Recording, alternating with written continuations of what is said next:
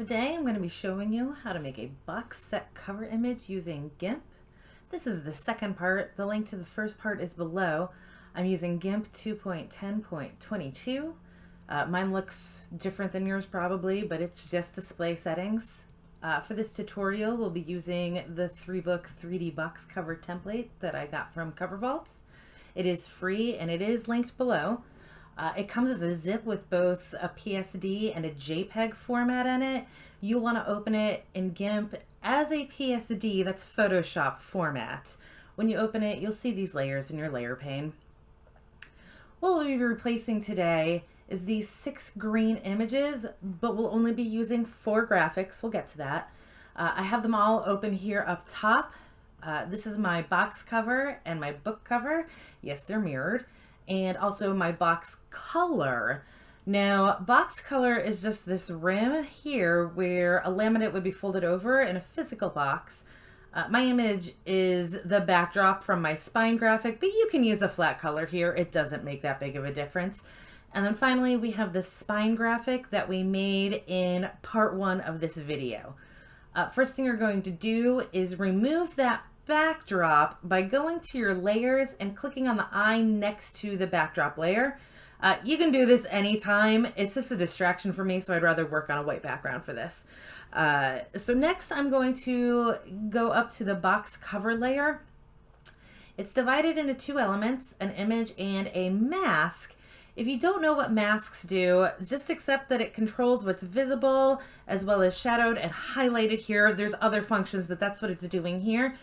Do not touch it. For this tutorial, always click on the green image on left.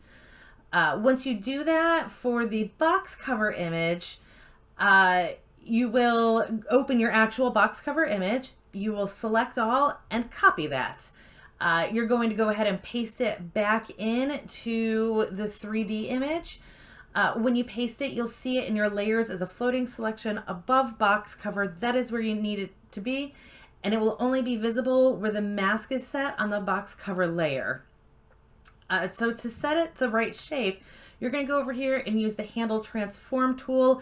Your button might look different than mine, but it will be labeled the handle transform tool. Once you click on it, the entire selection will be visible. If the toolbox covers part of your image like mine does here, you can click on this eject button to make it a pop-up. It is still there. I'm just not recording pop-ups, but I've got a separate box for it now. To use the handle transform tool, you're going to click on the 4 corners of the selection. Make sure you only click on the actual corners, because wherever you click, it's going to drop a handle, and you can only have 4 handles. So you need those to be on the corners. And then you're going to pull them into where the corners of the box cover needs to be. You're going to have this yellow box that's marking the border of the layer for the box cover, the one that's in the 3D image. You can use that as a guideline for the left side, but on the right side, you're going to need the corners of the actual green cover in the image.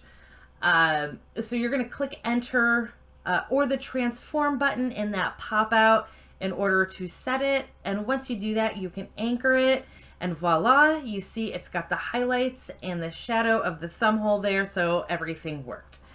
I'm going to speed this part up. We're going to repeat those same steps for the box color and the box cover, making sure to select the correct layers to paste them over. I rotated the box color for a better aspect ratio, and then for the box cover, you can just use the book cover. You can use the right corners of the box to line it up to. It'll be close enough for the perspective. If you're having issues matching your corners right, you can go over to your layer pane. Above it, you'll have the opacity bar. You can slide that down a little bit so you can see better. Once you have that anchored, once you have that transformed, you can pop that opacity back up and then anchor it, and then we'll move on to the spine. We're going to start this the same way. If your spine is still in XCF format, that is the standard GIMP format with the layers, you will want to flatten it before selecting all and copying. You're going to paste this as you did with the others but this time you'll want to use your handle transform to cover the entire spine. So like what that graphic is what you're going to be covering and not just the space of the first spine. And then make sure that you've got everything covered here. Because of the 3D effect, the middle of the spines are rounded out. So if you get the corners just right, you might not be getting that entire thing covered. Once you have it set and you've hit enter or click transform, the big trick here is you're going to copy this transformed spine again, and then you anchor it and you're going to select the spine 2. This time you're going to paste the transformed spine and it should line up perfectly.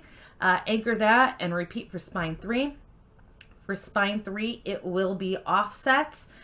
So you're going to actually see spine 2 here again, but you can just move it into the right position and anchor. I did not do this perfectly, but you can fuss around with it. I don't want to spend that time. That's it. You're all done. You can add your background here if you are changing the background, or if you want that preset one, there's the preset one. You can crop this to the right size to use for an Amazon, your display image. Just want to save it as a JPEG so it keeps that white background. To keep it transparent for advertising or for putting different backgrounds on it, what have you, you're just going to want to save it as a ping. And that'll preserve the transparency. And that is everything here. Thank you so much for watching. Make sure you subscribe to get more videos on how to use GIMP for writing.